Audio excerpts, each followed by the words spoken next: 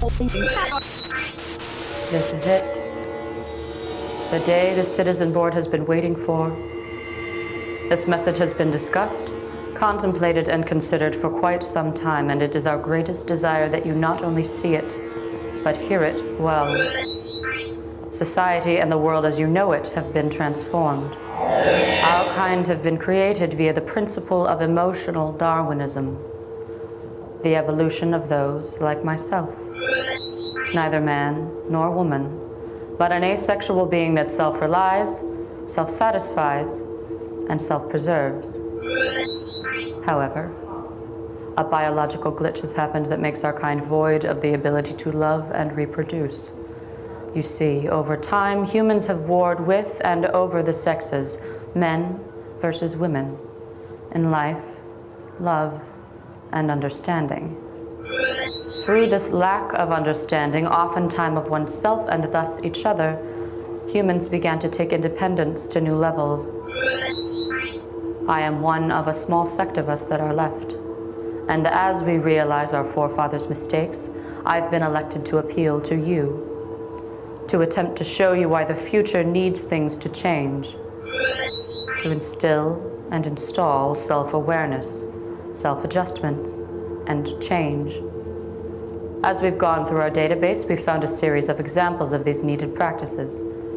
Men and women who we are sure you know and see daily, and who may even exemplify pieces of yourselves.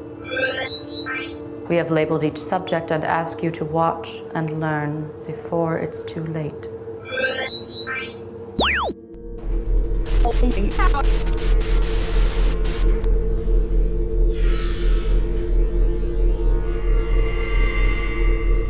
The hell are you looking at? Do I look like I need a friend, motherfucker? I had a wife, you know. Let me tell you, she used to make the best smothered chicken. Meat so damn tender it would fall off the bone. I had a good job. VP of operations down on Wall Street.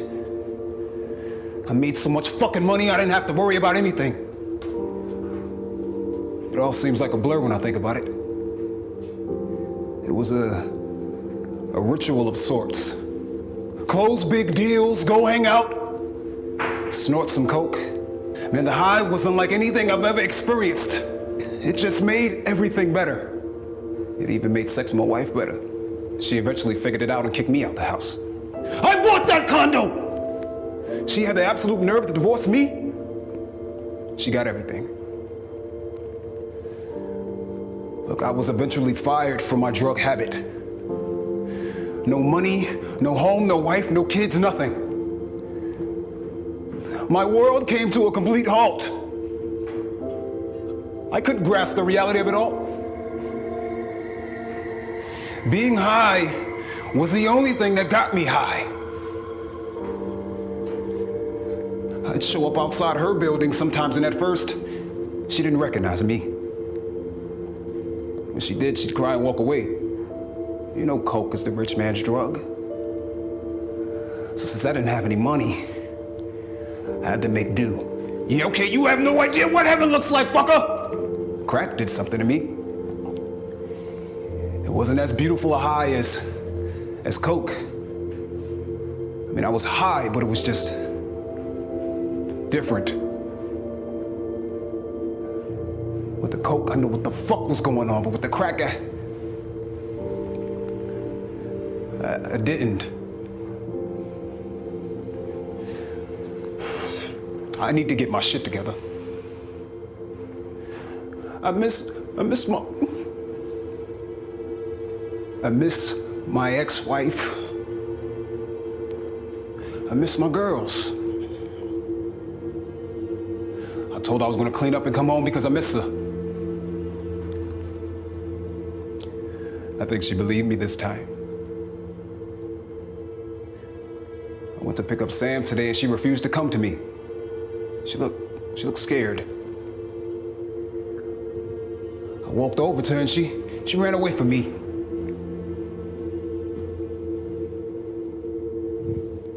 She ran away from me. As you can see, the lack of self-love often leads one to deny help and assistance from external sources. The behaviors that become prevalent led this subject to become a pariah to his counterpart. To alleviate the loneliness and abandonment, he self-medicates. And through his cure lies the love he desperately seeks. This is your task at hand. The higher power honors loving the unlovable. Can you do this to save us all?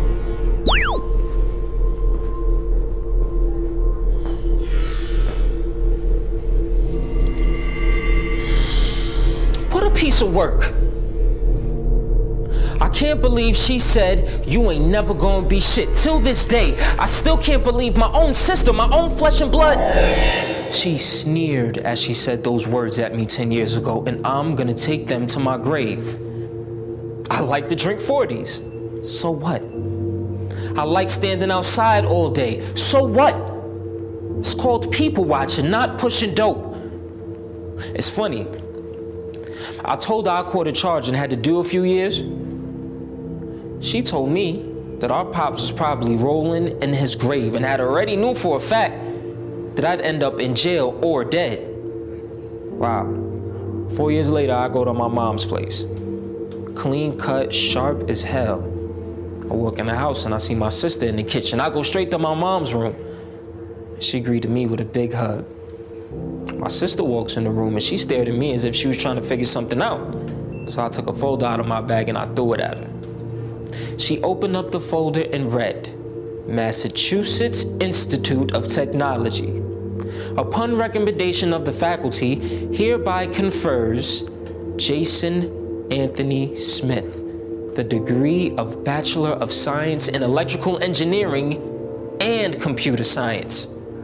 She didn't know what to say after that, so I said, oh, you forgot I was a whiz kid, huh?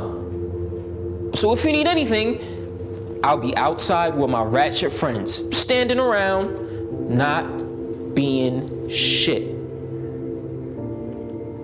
I go downstairs to chill with my boys, and my phone rings. My mom called to tell me that she had called 911. My sister went into cardiac arrest as soon as I went downstairs. I ran upstairs to find her lifeless body on the floor. By the time the ambulance came, it was too late. My sister had so much hate in her heart. Life is too short for that. I didn't know what else to do. So I went across the street and I got a 40. Fuck it.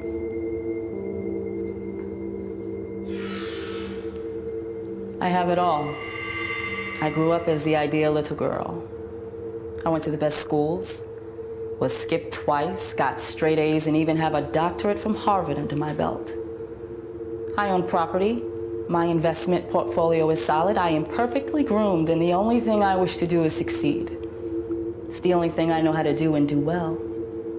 I know not what failure is, looks like, or feels like. I have always been the one in control of my destiny, and I have to keep it that way. That's my, my thing. I'm told I'm a catch, that I'm perfect on paper, but what does that mean in the grand scheme of things? The only thing I'm interested in doing is building a legacy.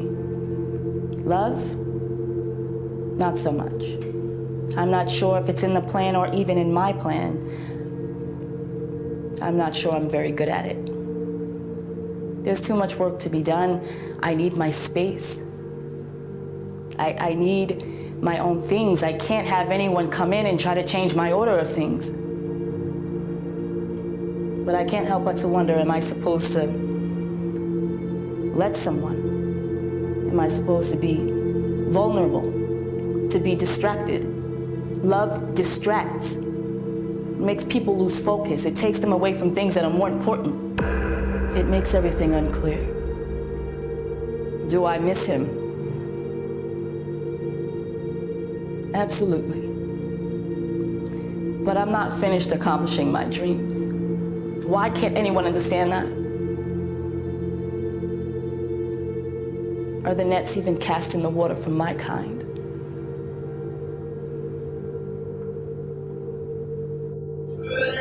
This is a peek into the change.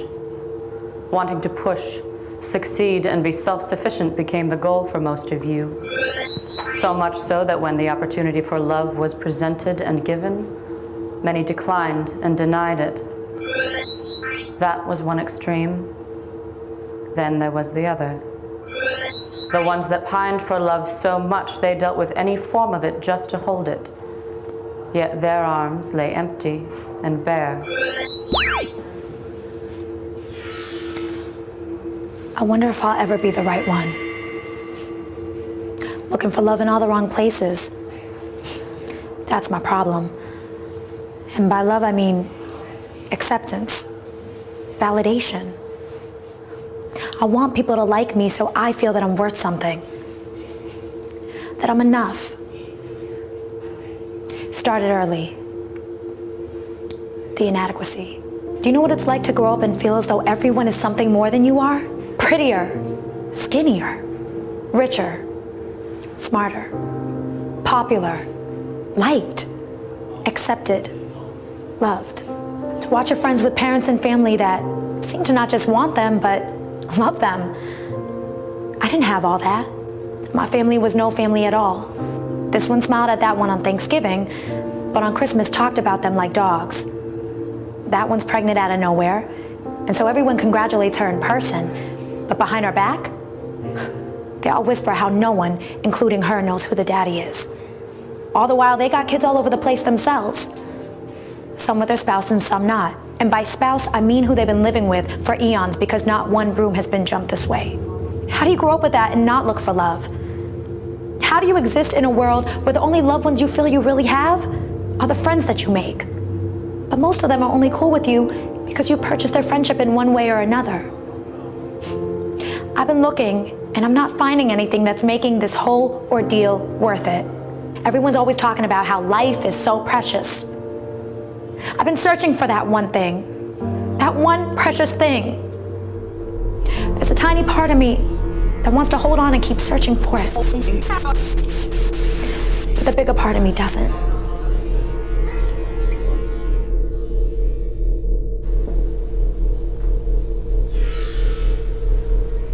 It ain't like I'm one of those ain't shit, ratchet ass dudes that likes to stand outside and do nothing all day. Guess what?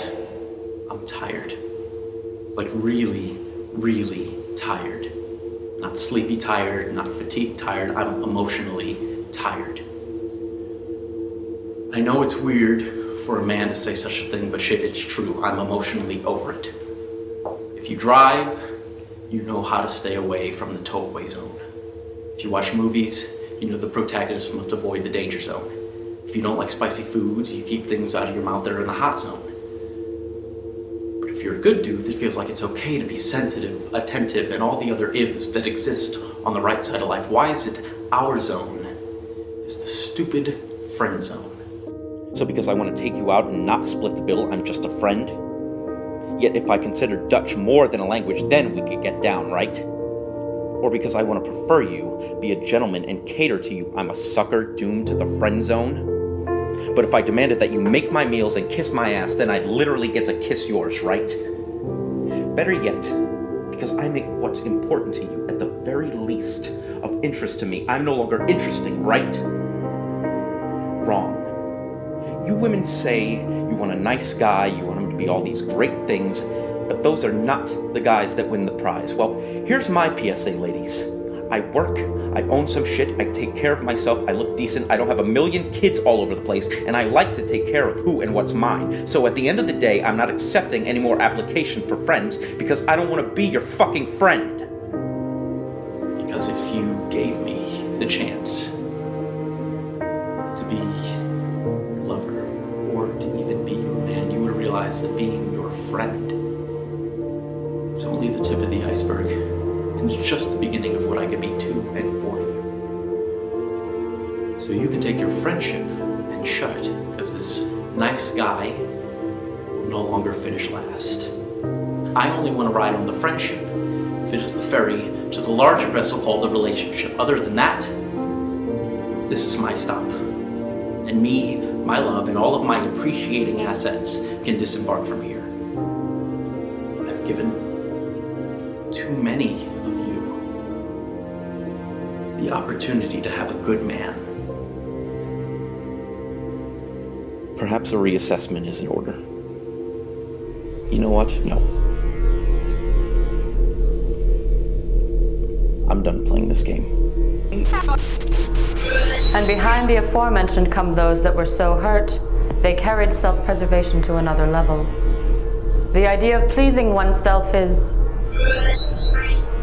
was natural, but humans got so far away from opening up to love from others that they morphed into another extreme being. One that didn't rely on pleasure, then ultimately didn't crave or desire it. Desire. I am aware of the definition of the word. I understand what it would mean to a species in regards to itself, only I lack the ability to feel it. I implore you, do not continue to do this. Don't you want to always feel that which I cannot? Desire.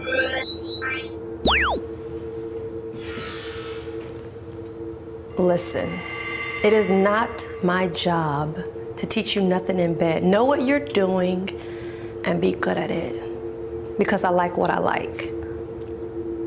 Let me break it down for you. I love sex. I need it.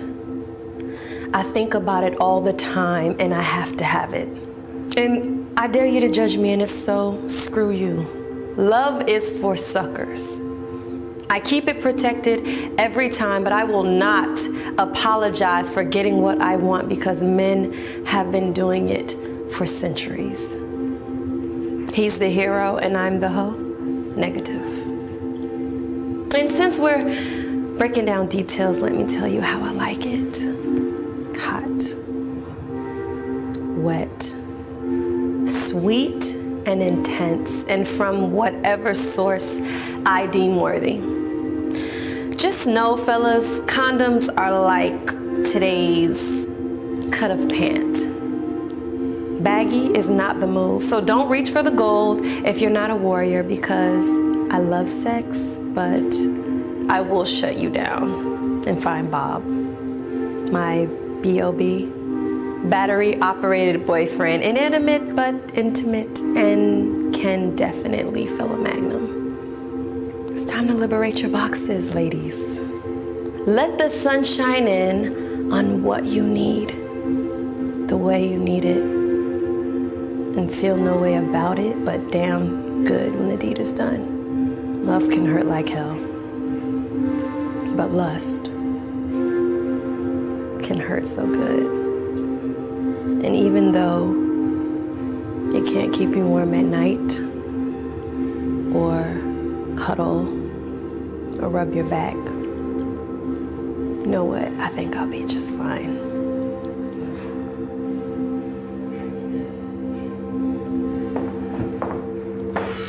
I don't understand what the big deal is. All I want to do is be great. My problem is women. Well, I don't think it's a problem. Everyone else does. I mean, can you blame me? I live in New York fucking City. The melting pot of melting pots. They're everywhere. So many different flavors, all shapes and sizes. So beautiful. How can I not? Who's the idiot that said I can only have one? You're not the boss of me. I didn't know what love was until I met her. I mean, I had a girlfriend on and on for years, and I acknowledged that I'm a dirtbag. But then she came along. So unexpected, but definitely welcomed. Big, beautiful brown eyes, a wonderfully contagious smile, and a laugh so soulful it made me realize how much I needed it in my life. I knew I shouldn't have, but I did. I didn't want to, but I gave in. I fell for her. I loved her. I loved her so much that I hurt her. I didn't want to, and nor did I plan to. I was selfish, and I knew she deserved better, but I had to have her. I needed her. She was my kryptonite. I honestly don't know how to process the fact that she's gone. They love to call me the asshole, though. I took a chance, I fucking opened up, and now she's gone? I'm too much of a player? But you're the one who got the ring. You're the one who got my heart. Man, fuck this. I don't even know why I was trying to tie myself down anyway. It's time for me to get back out there and share my love. Fuck commitment. The human condition. In this millennia, the term holds little weight, even less given our impending mortality. However, in the time of these subjects, there were actual humans and varied conditions. Right, wrong, or indifferent, there was love and reciprocity. There was life born from love, lust, and physical contact. Yet you all could not seem to control yourselves or your bred life forces. You must see the ability to do that as the gift it is. You must understand that my society will never know miniature versions of ourselves. Our own fully grown but inoperable bodies are destined to die and only be the unfortunate history of self-induced emotional genocide. I love my kids. Each and every one of them. Now, their mothers, that's a different story. But we laid down and had these babies, so at one time or another, I loved them too. At least I thought I did. What happens when you realize all this too late? So much time has passed since I've been a daddy to all three of my little ladies that they're now actual little ladies. My oldest is in her late teens and she won't even come to the phone when I call. My middle one is so smart. Basically a genius. Definitely from her mom's side of the family. Now my youngest, my baby girl, she's my doll. So cocoa and beautiful. And she still looks at me with stars in her eyes. Only I've done her mother so foul, I don't get to see her much either. Man, I want my girls to know each other, to know me, to know not only do they have a father, but a daddy. Knowing that two of them call another man Pop crushes me. I don't know how to fix this. I let my guilt eat at me until I rationalize that they're probably better off without me. But are they? So many of the women I run through were the ones unconsciously seeking that foregone father, and my babies cannot be that woman. They need to know what a daddy's love feels like, what courtship is, what a real date should be. They need to know that no one should touch them for anything unless to stroke a cheek, give them a hug, or hold them close in love. Is it too late to try to show them these things? I don't know. Maybe it is. But I'm tired of fighting this fight. I'm tired of hoping and praying and wishing that things will get better, that I can have a fruitful relationship with my own flesh and blood. They need me, and I need them. This brother's tired. Growing up, I was known to be a lucky charm of sorts. For years, all the mobsters and the heavy hitters came to me to bet on the horses. I don't even know how it all happened. I just happened to be at a track and bet on some horses one day. Someone took note, and the next thing I knew, I was being escorted to the track in fancy furs and expensive frocks. I placed the bets. They won the money. I got the goods. But I wasn't always so lucky. I fell for one of them. I played mistress for a good 8 years. He bought me a house and I didn't have to need for nothing. I had it all. Cars, diamonds, clothes. If I wanted it, he got it for me. But it wasn't enough. There was one more thing that I needed. I needed him. I had all this shit, and for what? He wasn't with me by my fireplace on Christmas Day. It was just me and Fifi. What I didn't realize is that I had an expiration date. thought he cared about me. Cared about me enough to leave her and them spoiled-ass kids. Never happened. In time, my sight started to go. There were lots of new horses, and I couldn't see them down on the track. So guess what? I was disposable. If I couldn't keep his money coming in for him, then he had no use for me. He dropped me like a bad habit, talking about he needed to focus on his family. Them doctor bills added up real quick. Pretty soon the cars, the house, the jewels, all gone. How else was I supposed to pay for my eye care? Look what good that did. Life is and has been good for me, and honestly, I wouldn't change any of it. I worry about other things now. My sight may be gone, but this old heart still beats. And I just really don't want to have to die alone. I mean, if that's what's in his will, so be it. But sometimes, I just really wish that there was someone there that would stay till the end. Do you see? Do you see the chaos, confusion, delusions, and mistakes they've made? You've made. Do you look at them and see only that? Or do you now understand that loving them means loving you? In showing you these examples, I felt a stirring, a shift in myself. This is a monumentous situation for my kind. I don't know whether to fear it or dismiss it as something that can never grow. However, if you don't make changes now, it will never be correct. My kind stands for one thing and one thing alone: equilibrium. An irrevocable and inevitable event that may or may not be better suited for your kind. The clock is ticking.